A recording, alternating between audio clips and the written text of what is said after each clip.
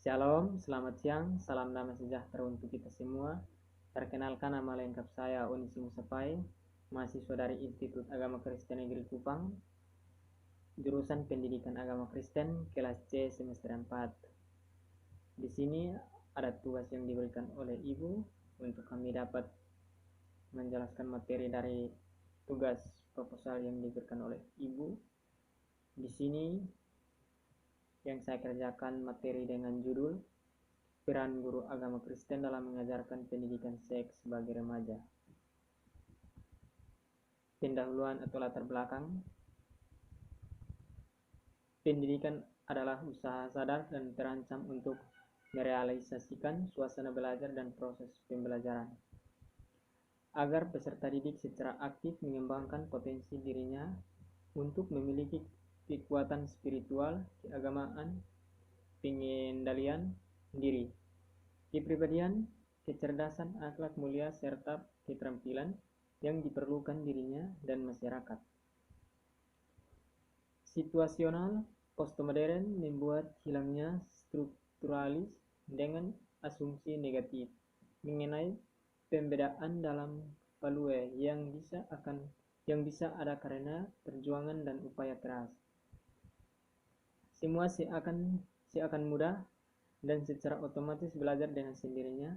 Ini juga membuat musnah upaya dan perspektif logis yang koheren mengenai pengajaran sebuah kesuksesan dengan pendidikan yang sangat berdampak pada pola pikir akan kehidupan personal mereka, yaitu dengan adanya akses yang mudah dalam masuk ke situs dewasa atau porno, otomatis membuat mudahnya pemikiran negatif menguasai para anak-anak muda dan membuat mereka mudah untuk terjerumus dalam pergaulan seks bebas.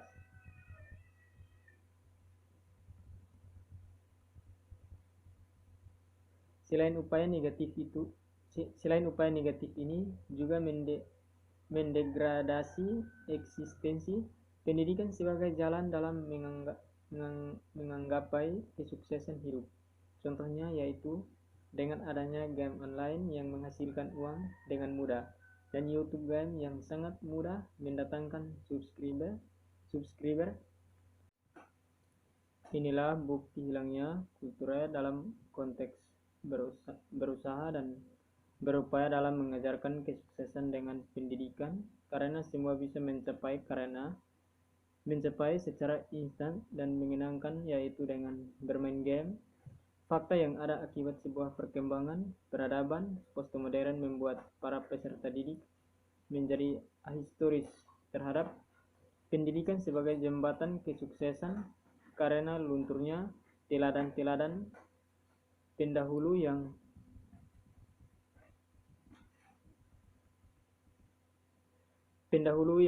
sangat mengandalkan pendidikan agama sebagai modal utama, sekaligus adalah salah satu kurikulum yang diajarkan pada tahap pendidikan tingkat mengenai atas, yang memberikan pengaruh besar bagi tingkah laku peserta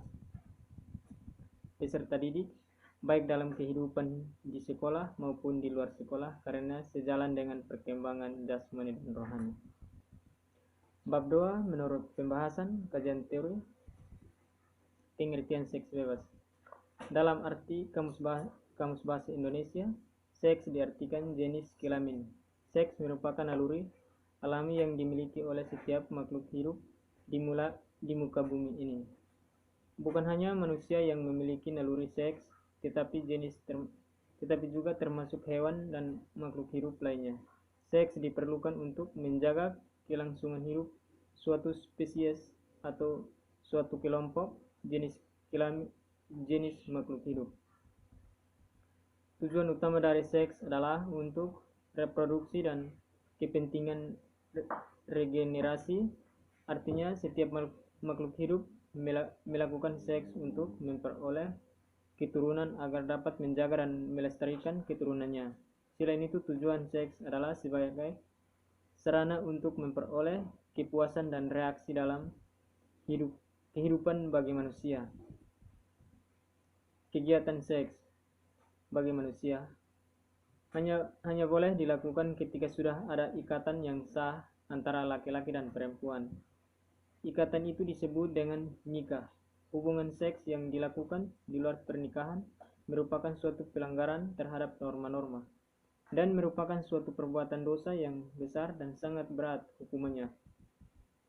Tidak sepantasnya apabila seorang manusia melakukan hubungan seks di luar nikah, seks bebas. Hal ini lebih cenderung kepada sifat-sifat hewan. Hawa nafsu merupakan hal yang sangat menentukan dalam terjadinya perilaku seks bebas.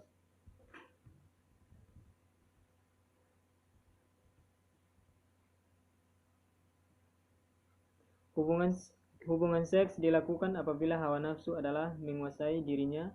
Hawa nafsu membuat seseorang lupa akan Tuhan yang dia tahu hanyalah bagaimana caranya agar nafsunya dapat disalurkan. Oleh karena itu, sebagai manusia yang diberikan kelebihan oleh Tuhan dibandingkan dengan makhluk lainnya, kendalikanlah hawa nafsu kita agar derajat kita lebih tinggi dari makhluk-makhluk lainnya. Di sini ada beberapa pengertian seks bebas. Yang pertama, seks menurut Alkitab. Dari perspektif Alkitab, seks mengandung bahwa gagasan seks bersifat suci karena sesuai dengan rencana ketetapan Allah yang ada dalam kekekalan. Dalam perspektif ciptaan Allah, seks adalah kasih karunia yang merupakan unsur vital untuk setiap makhluk hidup. Manusia diciptakan menurut gambar dan rupa Allah, kemudian semua ciptaan tersebut baik. Namun karena Adam ada awalnya diciptakan sendiri dan tidak memiliki pasangan disebut tidak baik oleh Allah. Oleh karena itu, Allah menciptakan Hawa sebagai penolong Adam untuk menemaninya. Jadi hubungan secara heteroseksual di antara mereka sang indah karena termasuk dalam pola ciptaan Allah. Manusia membutuhkan pendamping dalam aspek fisik, jiwa serta kerohanian. Allah menciptakan jenis kelamin yang berbeda harus dilihat dari perspektif anugerah Allah yang Dia berikan kepada manusia sebagai makhluk ciptaannya untuk menjalani kehidupan mereka di dunia. Maksud Tuhan mengaruniakan penolong yang sejodoh adalah agar kedua pasangan menjalin partnership, yakni suatu kesatuan yang terdiri dari pria dan wanita sebagai teman hidup yang saling tolong-menolong, saling mengasihi, dan saling melengkapi. Hal ini disebabkan adanya alasan bahwa tidaklah baik kalau manusia itu seorang diri saja. Dalam kitab Kejadian 2 ayat 18-25, dari hakikat seksualitas manusia tidak bisa dipisahkan dari maksud Tuhan agar terjadi persatuan hati dan persatuan kasih antara kedua jodoh itu. Peran guru pak. Kata peran dalam Kamus Bahasa Indonesia adalah bagian dari tugas utama yang harus dilaksanakan. Menurut Perwandarminta, peran adalah tindakan yang dilakukan seseorang atau sekelompok orang dalam suatu peristiwa. Menurut Berlo, analisis terhadap perilaku peran dapat dilakukan melalui 3 pendekatan. Yang pertama, ketentuan peran. Yang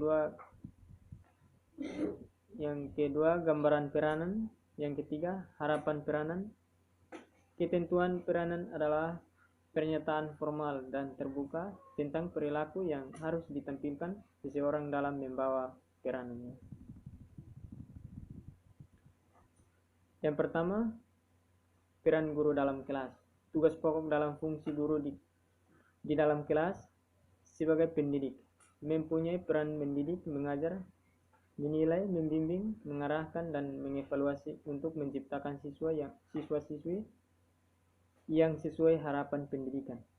Dalam kelas, guru sangat kompleks tidak sekedar menyiapkan pembelajaran tetapi harus juga membimbing. Yang kedua, peran guru dalam mendidik.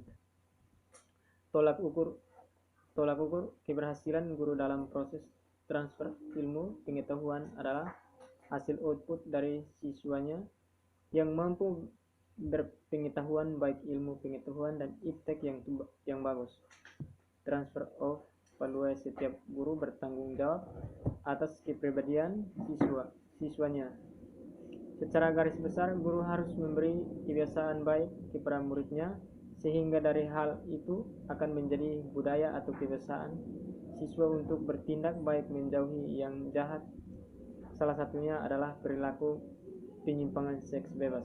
Sebagai salah satu kebiasaan yang baik dalam pergaulan antara lain memiliki etika, menghargai lawan jenis, tidak melakukan hal-hal yang menyimpang. Yang ketiga, peran guru dalam mengajar. Setiap guru harus bisa menginternalisasikan materi pengajarannya terhadap kepribadiannya sehari-hari. Seperti yang diungkapkan salah satu guru PAK di SMP Negeri 1 Amanokan Selatan, mengajar merupakan tugas dan kewajiban saya sebagai guru, khususnya mengajar PAK untuk dapat memberi teladan yang baik sebagai semua murid.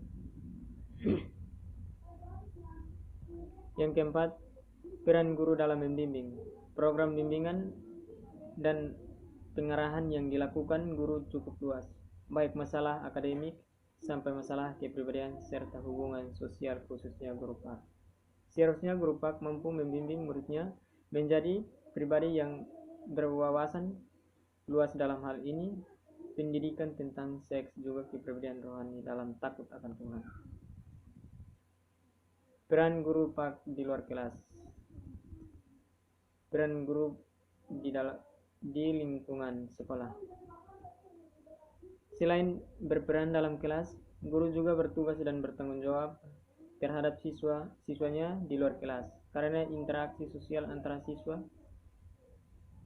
terbanyak terjadi di luar kelas, seperti di perpustakaan, di laboratorium. Maka seorang guru harus bisa mengawasi dan memantau perkembangan siswa.